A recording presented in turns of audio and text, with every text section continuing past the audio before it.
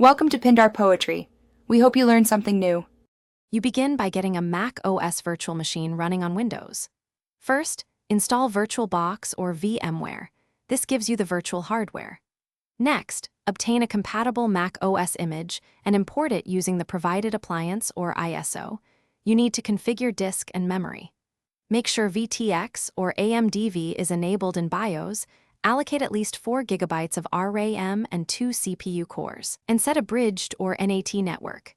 Once done, power on the VM and watch the Mac OS installer start. Once Mac OS is up, finish the Setup Assistant and sign in with your Apple ID. This unlocks App Store access.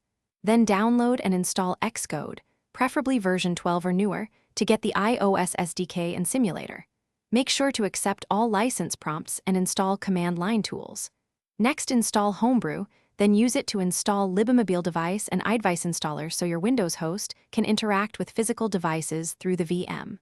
Finally, connect your iPhone to Windows, pass the USB to the VM, and verify it appears in Xcode.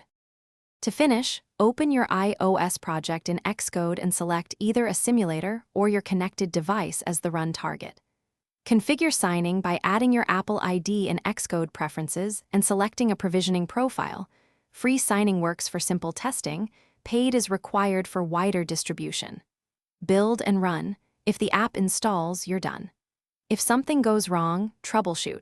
Check the VM USB filter settings. Reinstall VMware/VirtualBox extension pack. Update VirtualBox guest editions, or use network-based deploy tools as a fallback. Thanks for watching. Consider subscribing if we helped you.